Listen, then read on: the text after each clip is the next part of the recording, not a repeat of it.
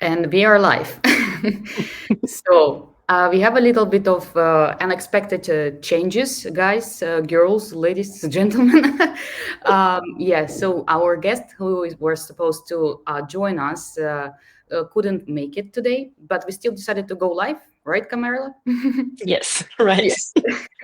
And we would like, of course, to talk about anything that will be very important for you guys as well. In the audience, you can absolutely ask us any questions because it's going to be our third episode in the She Leads International. So maybe if you haven't been with us like in the previous editions, you have some more questions. So we'll be happy, of course, to take it. So for now, I think I would like to know a little bit where are you coming from. So maybe because it's the 31st of July, it's actually the end of July. Can you believe this? So I would like to know if you already had a vacation. Drop in the comments here. Where did you go or where do you plan to go? And yeah, so welcome to our third episode. And Carmela, you can take it from here. Yeah, well, so hi guys. Also from my side, I'm happy to have you all here and yeah, have this unconventional episode this time. But I think we can fill some minutes and have some great conversations nonetheless because there's so much going on. And so my first question would be, Natalia, what's new with you? What's new with me? Well, I personally, actually, I decided to do something completely new. Experiencing here this year, and like let's say a new way of looking at the things when it comes to work and life balance. So I try to go for like a mini vacation every month, rather going than for like a longer vacation 1 or 2 times a year. And I have a feeling that it's actually does work very well for me, so I can actually keep it up with a lot of work that sometimes I have. So that's actually something that is I would like to keep up at least until the end of the year and see how I feel. Yeah, that's something completely new about me. That sounds great. And where do you like to go? So what's your favorite destination? Well, yeah, also, I do plan actually to get to 35 countries by 35 years old, so Okay. I'm not even there yet. I'm not Ambitious. there. Yeah, so, but I'm actually close, but it's still, the problem is exactly when it comes to the places where I really, really like to go, they stop me for getting into that number, and obviously, you probably would guess which country would be the number one that I love to travel to. Let us, Italy?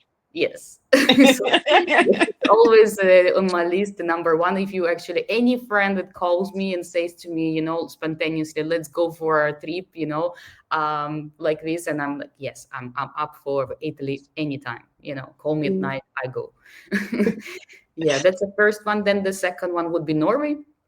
Mhm. Norway is a very lovely place to visit. I have relatives in there, so happy to come back every time. And especially when I really, really need a break, I go to Norway. Mhm. Yeah. So we have actually here Julia. Thank you, Julia, for supporting us here, being Hi, in Julia. our episode. So from Berlin, I wonder what's the weather in Berlin as well. You tell us. And by the way, Carmela, how's the weather? You're in Germany, right? Somewhere. Yeah, we are in southern Germany here at Lake Constance, and it's really rainy. The last couple of days, it rained like cats and dogs. So Mm-hmm. it's not very, it's not very summer here, but honestly, I'm kind of relieved because it was very, very hot a couple of weeks ago, and I know everyone loves sun and heat and everything, but I just realized that my brain doesn't work that well when it's so hot. And of course, here in Germany, we do not have any air conditioning. We are here in a very old building. Just so I have the lake just in front of me, which is very lovely. Yeah. But hey, Berlin is also a great city. I love it. I really love Berlin. Yeah, the So city exciting. of Berlin has good vibes, but at the same time, for me Mhm. personally, it does give me a little bit of like a feeling that it's work, because for a long, long time, as you probably remember, we have done the data management Think Lab in Yeah. Berlin, for 7 years, and then we moved it to Prague, right? So when it comes Mhm. like, let's go to Berlin, I have a feeling like, and okay, it's work. So yeah, See, yeah. I'll give it another chance. No, But no, of I course, like the it. Actually, trucks. the funny thing about the Berlin, I didn't like it from the very beginning. When What? after like 5 times being in this city, I realized, okay, that's not a bad city at all, Hmm. Yeah, but it's a completely different vibe if you think about it. It's a Absolutely. Berlin, modern, like One of a kind. yeah, I have a feeling it's more like a kind of a small New York in Europe.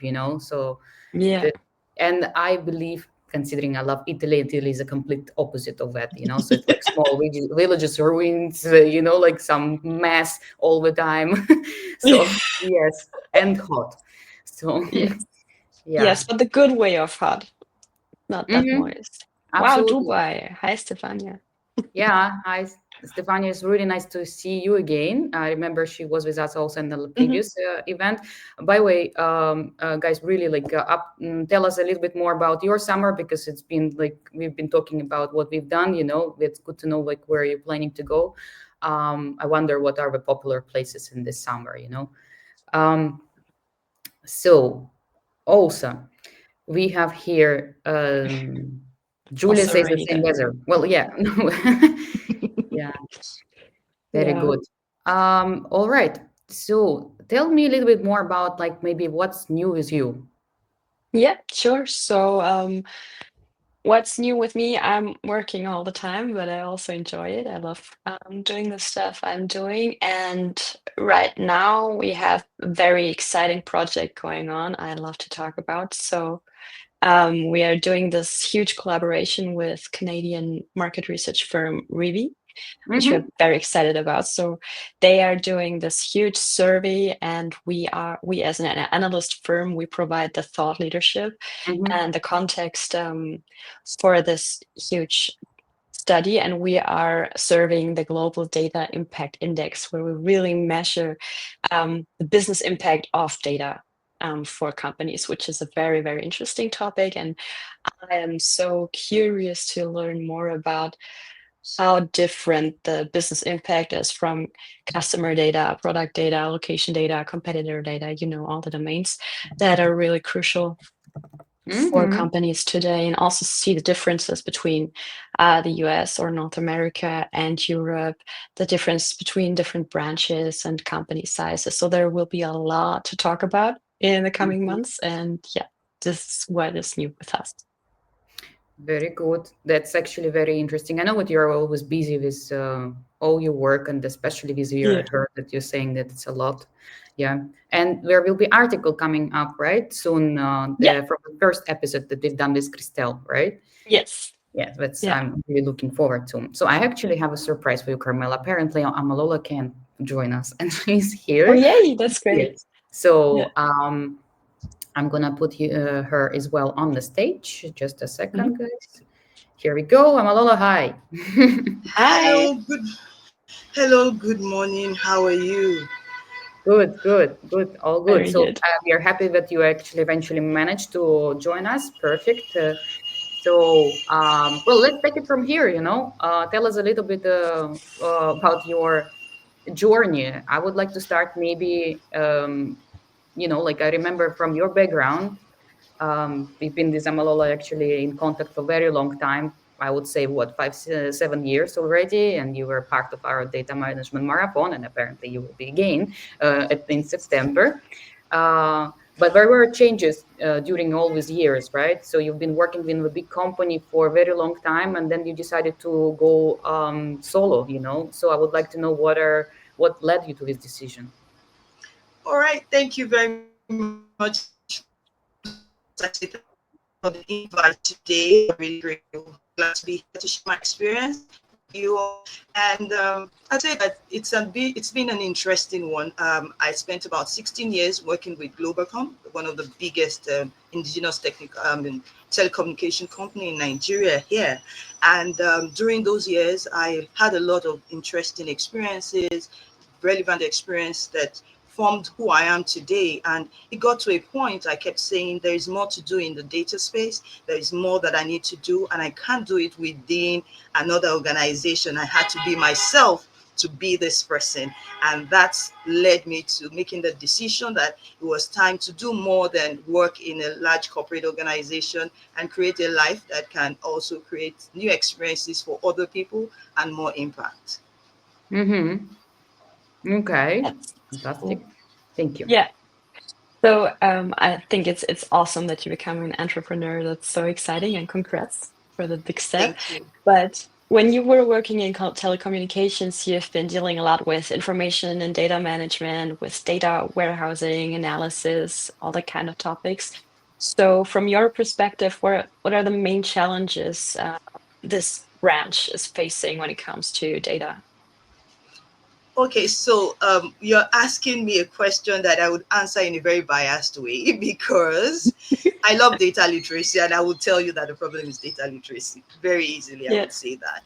And I would say that from different perspectives. One is that from the perspective of sponsorship, right? Most executives are not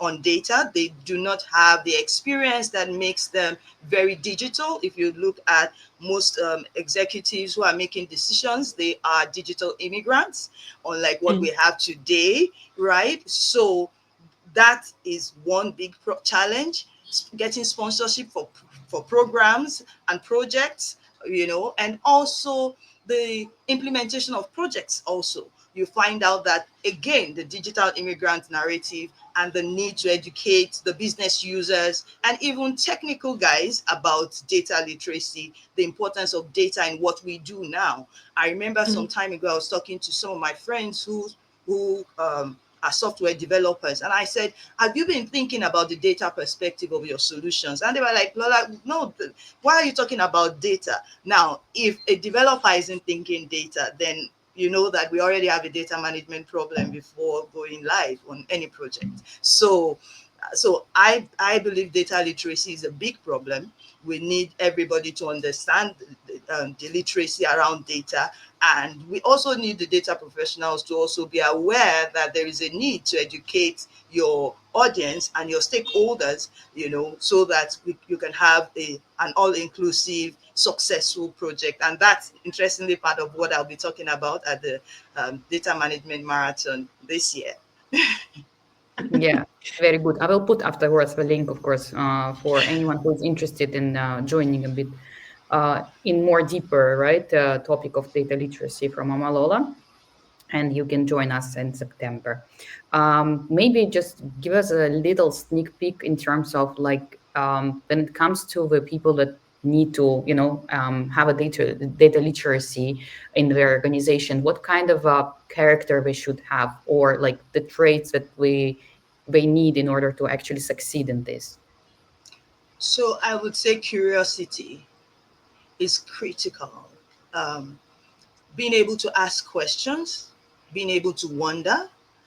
I think this is really important because most of what we do in data is critical thinking, right? You're Right. asking questions over and over on same things that you've done over and over just to see if there are other perspectives that you're missing.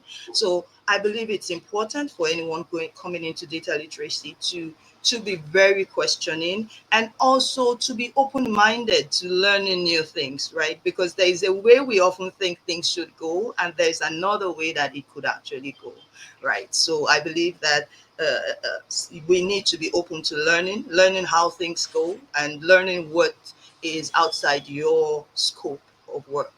Really important. Mm. And from your perspective, why is it so important for professionals today to seek training also in AI engineering? So not only data literacy, but really also dive into the AI topic. All right. So first and foremost, AI has changed the way we live. It has changed who we are, in a very interesting way. Um, Sorry, I will put mute. I have drilling here. all right. That's fine. Some time ago, it was okay to say I don't know, but right now, when you say I don't know, you kind of sound weird because there's just too much knowledge out there, and that's what Mm. AI has done for us. And again, we also have a new world where people are changing, and we need more AI to really get Mhm. things done. And so, for even a simple business owner right now, I think it's important that you're thinking how to use AI to change what you do or improve what you do, because you really can't be everywhere anymore. You probably can't afford all the people, so you need AI one way or the other, right, to do things better. And so the knowledge of AI engineering would actually change a lot of things for both the users and the implementers.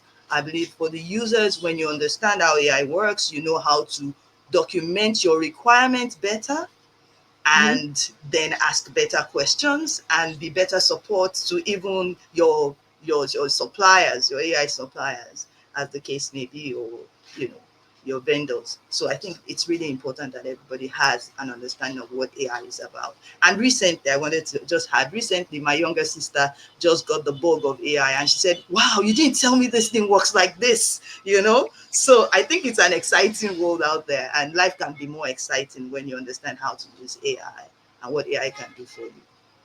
Mhm. And so you're talking a lot about the um, like the number of jobs you're able to do more with AI, but do you also have an opinion about the quality and purpose of work, how that might be affected by AI? Yeah.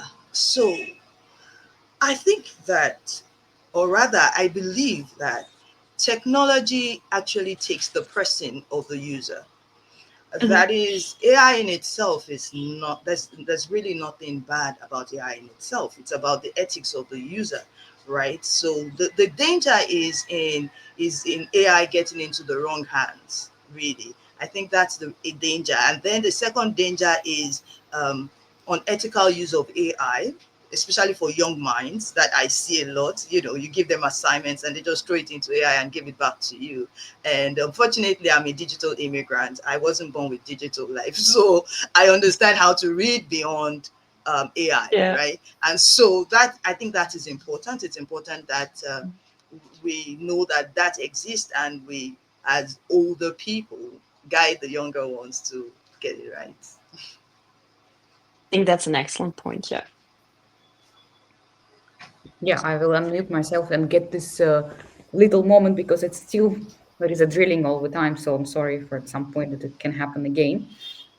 So I would like to maybe come back a little bit on your, like data journey, right? So since you are now an entrepreneur, I'm really curious about like if you have faced some challenges that you didn't expect when it came to your, like a new journey. Can you share with us? Because when it comes to talking to She Leads International episodes, I also would like to not only talk about the topic itself of data literacy, but I do want to also get into what's, like your path in this. All right. So I've had a lot of interesting happenings since I got into the entrepreneurship world. Well, one of the things I didn't realize was how much infrastructure problem we had in my country. Right.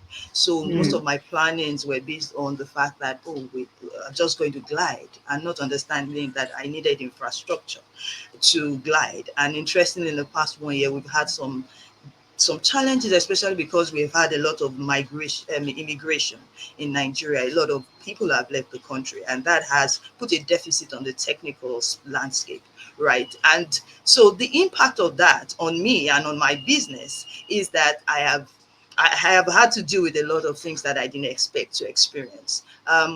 So you want to have a meeting, you're struggling with technology, you want to make a payment, you're struggling with technology, and that eats into time, and that eats into your mind space to really plan and get things done like you would want it to be done. Also, I had planned that I was going to just do my data, let my business run on its own, and then I discovered that, oh, Creative Foods needed me. And so that changed the direction, because I was thinking of just demystifying data, and that was what it was going to be about. And then I realized, oh, we needed to solve the problems in Creative Foods concepts. And then I found out that the only way to solve it is to be data driven, and I needed to drive the data initiative within the company. And so I realized we needed to do a lot of digitization, we needed to do some digitalization of some of our processes.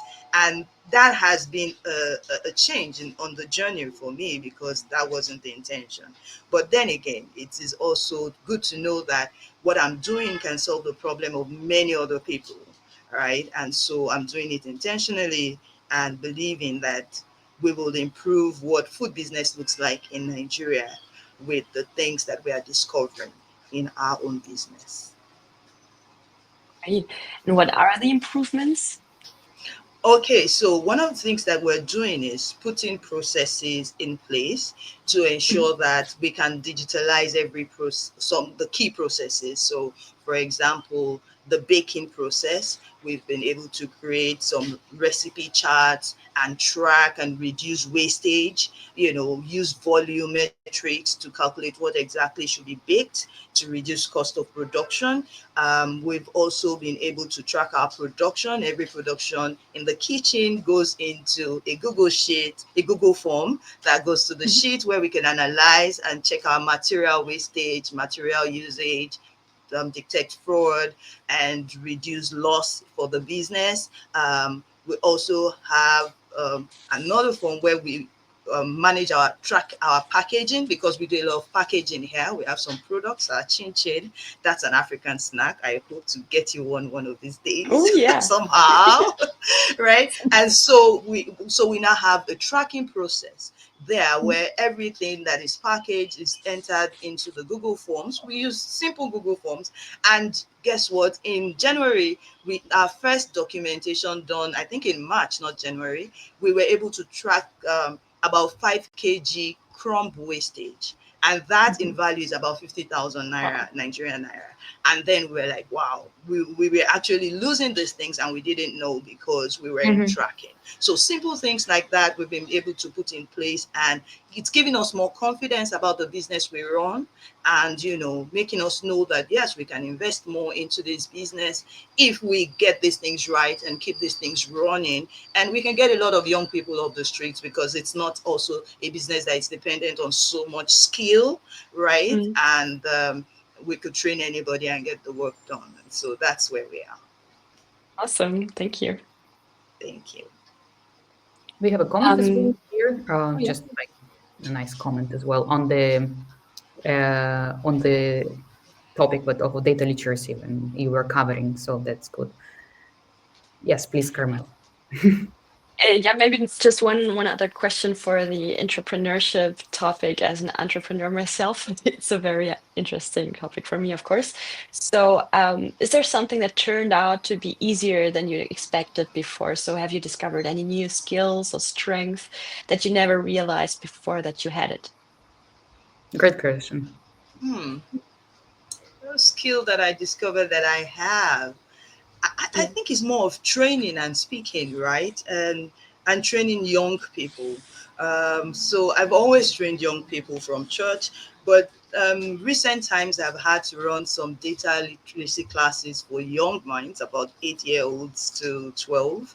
And it's been interesting to see that I could communicate, very effectively with them and get them interested in what I'm saying. And I love young people. So for me, that is something that I found, okay, so I'm doing this thing quite easily and I never realized it. And the impact on the next generation is so big for me. So that is one thing that, well, I find interesting, and I'm investing more into that these days. Great. Thank you. Yeah, thank you very much for sharing with us. I wonder, like, if we are getting back to a maybe topic now of data management. So I'm sure there are like some people who are watching. They are involved in data for the sake of my connections. So I wonder if you can share with us, like maybe some interesting. Myth, maybe a myth that you heard or you experienced, the typical myth when it comes to data management. I wonder if you have one to share. Hmm. Well, now, data management, most times when I think about data management, I think that the awareness about data management is actually very low, right? Mm-hmm. Very low. When most people um, aren't aware about data management as much as business intelligence and so many other things, data science and all of those fancy things. And so for me, most of the time, I see data management as that person in the room that is often ignored and not seen because it's not so flashy. It's not the flashy part of data, right? And so um, I, I won't call it a myth. I will call it that ignorance about data management, especially to the outside world. Maybe we had not marketing enough what we do in data management. We're not educating enough what we do in data management. So when I get into a space and I say data, people think analysis. And I say, no, I don't do analysis. I'm into management of data. And then I have to explain myself. And when I explain myself, I find that people are so, wow, oh, now I know why I have the problem I have with my data, right? So I think that what I would say about data management is that we need to talk more about data management, and we need to find the words for what we do in data management. And that's why I love Scott Taylor a lot, because he helps us to give words to what we do in data management. Yeah. Yeah, he's doing a great job as well in that. And I totally agree with you about that. That's the in each company, especially right now that we live in, in these times, you've got to know at least the basic, foundations of the data management. And now everybody uses a bit of AI right now in the company, so it's crucial as well, because when it comes to if you're not aware, you can really like do some mistakes, and then you risk something. Because of course, when it comes with AI, there are a lot of risks and the challenges and the so unethical, let's say, things that can going on, right? So actually, that's one thing that I also am not happy about. AI when it comes to very much happy people. Oh, AI is going to change our life and everything, but there are a lot of things that we need to consider as well. So that's where probably this awareness would help people to understand. You know. Yes. Good. So we have time for one last question. Um, yeah, we have a question, Carmela. If we still have time for one last question. Yes, of course we do. Yeah. You do. So I think this educational point of view is very exciting, and I noticed you had a LinkedIn post a couple of weeks ago where you stressed the importance about academic education, computer science versus training on the job. So what is your take on that? Okay, thank you for asking. Yes, so for so long, many people have seen computer science as the same as what you do when you go to an IT school like Aptech and IIT. Those are the common ones over here, and people assume that, oh, you could read Java for Dummies, and that means you know IT, right? And being a professional trained, that always gets at me, because I know it is really more than writing the script and getting it work. It's about administration, it's about planning, it's about executing, it's about transitioning, it's about so much more than just implementing a software or writing the codes, right? And so I thought it important to have that, write that, after seeing so many posts and people saying, why do you want a degree in computer science? Why can't it just be enough that I've done a crash course in Java or Python or something? And I think that is important that people understand, parents understand, because we see a lot of young people say, I want to go into computer science because I want to design my own games, right? I'm like, you don't need to read computer science to design your games, right? And so I know that a lot of young people are going into a shock after a while, because they get to school and find out that it's not all fun and games. And people need to understand that IT is just us trying to use our knowledge of how systems should be designed, work, to create solutions so that we don't have to do things repetitively if we can automate them and create alternative solutions to them. And so computer science and IT related courses are bigger than just learning one app or the other. It's about a whole philosophy of how automation and digitization, or whatever language you want to use, work. I think that's an excellent point because it's increasingly important to look at it that way because companies become increasingly interconnected, or they have to, because they still have those silos and those fragmented infrastructures, and they don't easily overcome the challenges that arise from that. And so this is a very, very fair point. Thanks. Fantastic.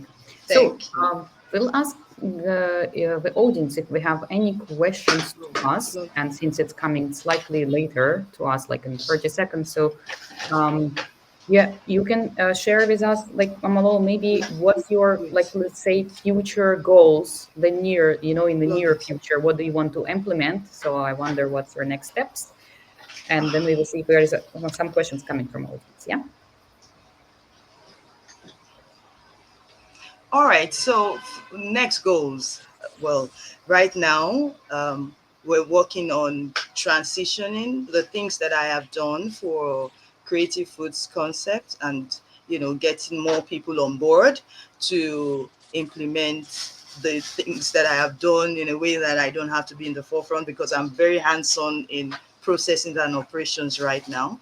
And so for me, it is getting to that point where I move fully into management as I want to, and also build bigger things, like get the next generation ready for IT, data.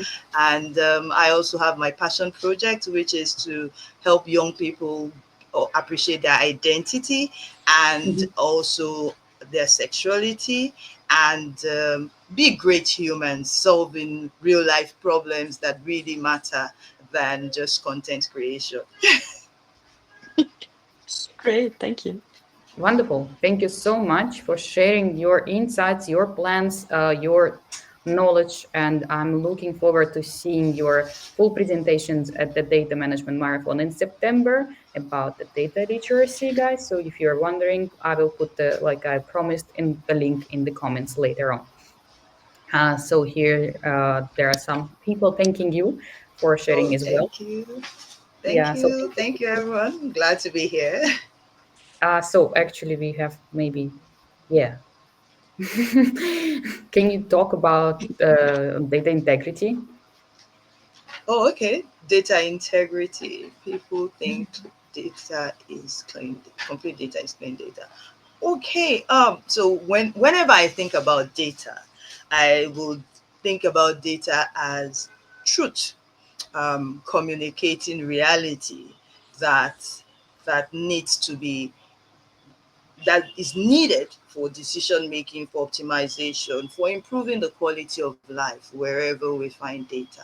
This is my passion towards data. And yes, complete data is not necessarily clean data, because clean data would represent reality exactly as it is. That is my opinion of what clean data is about. And I also believe that clean data, integrity of data, starts from the point of collection and data entry. When the thoughts are clear at the point of collection and data entry, we're going to be sure of the integrity of data. And another reason why I think data literacy is important, because handlers of data need to understand why they are doing what they are doing. I make an example of my small bakery again. We have a process of collecting data for our production, and the young man is barely learned and knows what he needs to do, but doesn't understand why he needs to do it. And so the first set of data was very problematic.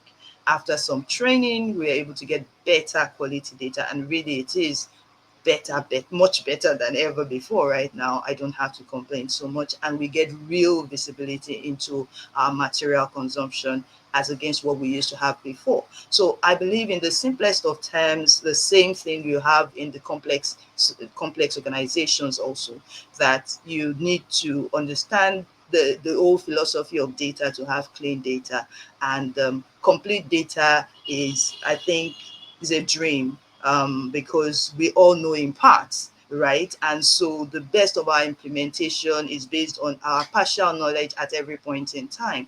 And so there would always be discoveries of more that needs to be captured, because I would see complete data as what tells the complete story. And the complete story is based on our reality as at now and what we know as at now. So this is what I think about those topics. Thank you very much. I have a drilling again situation. So it's amazing. You have definitely covered it very well. So if there's no other questions, we can, of course, like afterwards check, right? Malolo, you can get back to the comments in case there are some more things to discuss. Yes. Of course, we will be happy for this. Then we'll prepare a short article on the data literacy, I assume, right, Carmela? Yes. Yeah, but we will hold on this, like, I don't know, unless, until the 1-2 months or something. So this session was very interesting, definitely a new experience for me to have a drilling situation and the other things that happened to us. So I'm thanking you again, Carmela, for your amazing contribution and support in this project of SheLeads International. Thank you for being with me. Amalola, Thank you for having me. amazing amazing having you always with us and sharing your insights. And I would like to finish this session as already traditionally, let's put it this way. So with a phrase, if she leads, and in this case, Amalola leads, then we all move forward, right? Yeah, that's really interesting. Thank you very much for having me. And Thank you for being here. can I say that I am very sorry about the technical glitches? Thank you very much. And Happens. Don't worry. We are I hope happy. we entertained our audience enough. oh, yes, I hope. And thank you, There is everyone.